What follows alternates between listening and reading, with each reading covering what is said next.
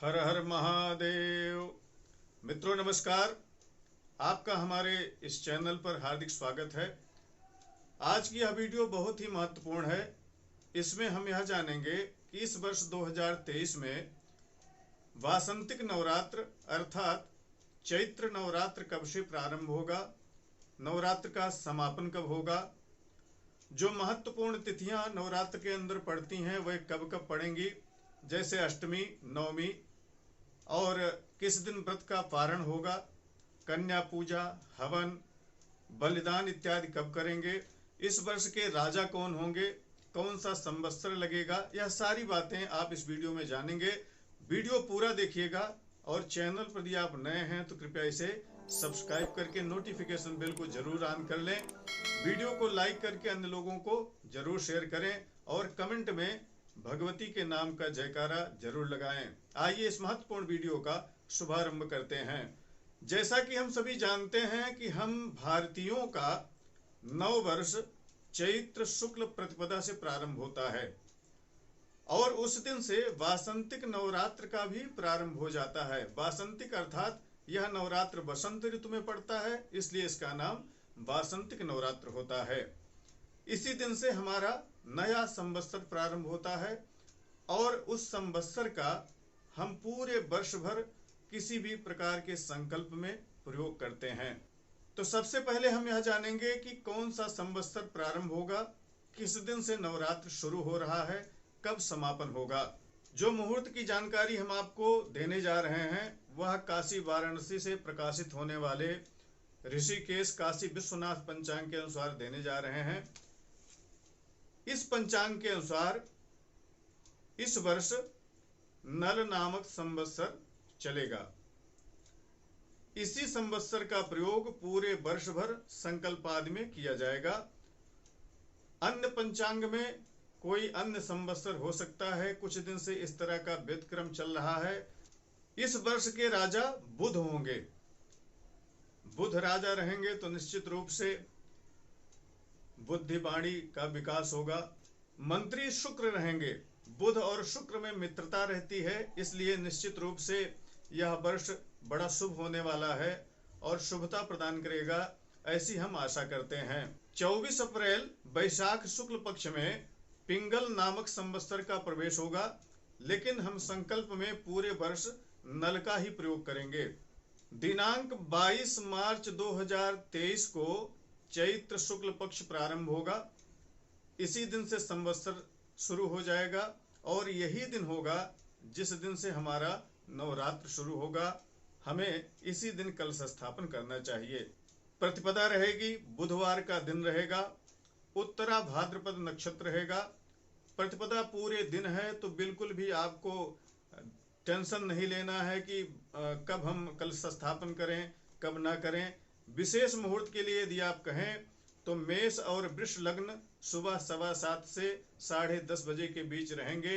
इन दोनों लग्नों के अंदर आप कलश स्थापन कर सकते हैं। नवरात्र के प्रथम दिन भगवती के निमित्त कलश का स्थापन करना चाहिए, ध्वजा इत्यादि लगाना चाहिए। जो वर्षपति हैं अर्थात राजा जो इस वर्ष के हैं बुध हैं, उनकी भी पूजा करनी चाहिए और इस दिन से प्रपादान शुरू करना चाहिए, अर्थात लोगों को घड़े में जल भरकर दान करना चाहिए। क्योंकि गर्मी का यह मौसम रहता है तो हमें घड़े सहित जल का दान करना चाहिए। इसका बहुत ही महत्वपूर्ण फल बतलाया गया है। नवरात्र पूरे 9 दिनों का है, कोई भी तिथि इसमें घट नहीं रही है। तो 22 तारीख से शुरू होकर के नवरात्र 30 मार्च तक रहेगा। जो लोग 9 दिन व्रत करते हैं उन्हें इस व्रत का पारण 31 मार्च को करना चाहिए, क्योंकि 31 मार्च को दशमी रहेगी। तो व्रत का समापन, व्रत का पारण हमेशा दशमी में करना चाहिए। 28 मार्च को रात्रि में अर्थात अर्धरात्रि में अष्टमी रहेगी। तो जो लोग महानिशा पूजा करते हैं, महानिशा का बलिदान इत्यादि करते हैं, वह 28 मार्च को महानिशा पूजा करेंगे। 29 मार्च को महाअष्टमी का व्रत होगा और 30 मार्च को श्री राम नवमी रहेगी। इस दिन महानवमी रहेगी, दुर्गा नवमी रहेगी। तो भगवान श्री रामचंद्र जी का कर्क लग्न में इस दिन दोपहर में जन्म होगा। भगवती की उपासना की जाएगी। इस दिन होम आदि बलिदान इत्यादि किए जाएंगे। इस दिन कन्या पूजा होगी। 30 मार्च को अयोध्या में श्री रामचंद्र जी की जन्मभूमि पर लोग दर्शन करेंगे और उनका जन्मोत्सव मनाया जाएगा। सभी लोग इस दिन श्री राम नवमी करेंगे और जो लोग 9 दिन व्रत कर रहे होंगे वह 31 मार्च को नवरात्र व्रत का पारण करेंगे। 24 मार्च को गणगौरी का व्रत किया जाएगा। इसे ज्यादातर राजस्थान में किया जाता है, वहाँ का महत्वपूर्ण व्रत है यह और वहाँ पर बड़ा इसका उत्सव मनाया जाता है। तो जो लोग गणगौरी का व्रत करते होंगे वह 24 मार्च को इसका व्रत करेंगे। सौभाग्य सुंदरी का व्रत भी 24 मार्च को होगा। 25 मार्च को वैनायकी श्री गणेश चतुर्थी का व्रत किया जाएगा। जो लोग वैनायकी व्रत करते होंगे वह 25 मार्च को इसका व्रत करेंगे। 27 मार्च को सूर्य षष्ठी का व्रत किया जाएगा। ऐसे तो पूरा नवरात्र जो है आप समझें कि जो भी तिथियां इसके अंदर आ रही हैं सब महत्वपूर्ण हैं। कोई ना कोई व्रत विशेष किसी किसी राज्य में होता ही है, लेकिन जो महत्वपूर्ण बात है वह यह है कि पूरे नवरात्र भर भगवती की उपासना की जाएगी। प्रतिपदा के दिन से यह व्रत शुरू होगा, नवमी पर्यंत व्रत चलेगा। शैलपुत्री आदि जो 9 दुर्गा हैं उनका पूजा होगा। लोग दुर्गा पाठ करेंगे, चंडी अनुष्ठान करेंगे, जिसमें नवचंडी, शतचंडी, सहस्रचंडी इत्यादि अनुष्ठान किए जाते हैं। जिस तरह से अपनी शक्ति हो, भक्ति हो, जो ज्ञान हो, उस अनुसार हमें भगवती की उपासना करनी चाहिए। अगर आप बहुत बड़ी पूजा नहीं कर सकते तो आप केवल एक कलश का स्थापन कर लें, उसी कलश के नारियल के ऊपर भगवती का आवाहन कर लें और उसी में नित्य पूजा करें, नित्य जप करें। दोनों समय जो है भगवती की पूजा करें। घर में सात्विक अन्न बनाएं। अगर आप व्रत हैं तो फलाहार करें।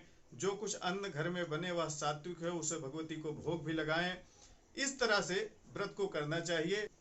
जिसकी दीक्षा आपको नहीं मिली है ऐसे मंत्रों के जप से बचना चाहिए, क्योंकि बिना गुरुमुख हुए मंत्र का कोई फल नहीं मिलता, लेकिन उससे परिणाम जो है अनिष्ट हो सकते हैं, उसके परिणाम अनिष्ट निकल सकते हैं। इसलिए हमेशा मंत्र जप में यह सावधानी बरतनी चाहिए।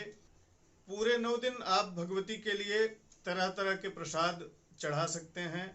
ऋतुकाल में मिलने वाले जो फल हैं उन्हें चढ़ा सकते हैं। घर में भगवती के लिए तरह तरह के पकवान बना करके उन्हें अर्पण कर सकते हैं। तो श्रद्धा और भक्ति के साथ पूरे नवरात्र शक्ति की उपासना करें। श्रद्धा और भक्ति से की गई पूजा भगवती अवश्य स्वीकार करती हैं और उनकी कृपा हम पर जरूर होगी। हमें यह ध्यान रखना चाहिए कि जो क्लिष्ट मंत्र हैं, जिनकी दीक्षा हमें नहीं प्राप्त है, उनका अनुष्ठान करने से बचना चाहिए। बिना किसी गुरु के द्वारा प्रदत्त मंत्र का अगर आप जप करते हैं, उसका अनुष्ठान करते हैं, तो उससे शुभ फल की जगह अनिष्ट फल मिल सकता है। इसका हमेशा ध्यान रखना चाहिए, क्योंकि मंत्र हैं, मंत्र में ही शक्ति है, मंत्र में ही देवता का विन्यास है। तो ये चीजें हमेशा ध्यान में रखें।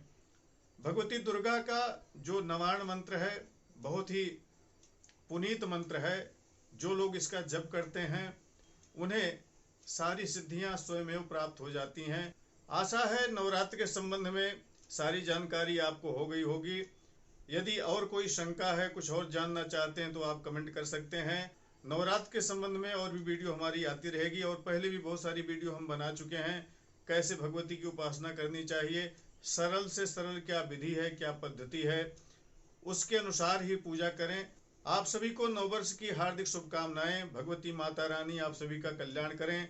धूमधाम से आप नवरात्र का उत्सव मनाएं और भगवान श्री रामचंद्र के जन्मोत्सव को भी मनाएं। यह पर्व बड़ा उत्तम है और यह महीना पूरा उत्तम है। प्रतिदिन कोई न कोई व्रत है। तो यदि आपको कोई शंका होगी तो आप कमेंट करके पूछ सकते हैं। इसी तरह की वीडियो और हम लाएंगे। आप चैनल पर बने रहें। नमस्कार। जय विश्वनाथ।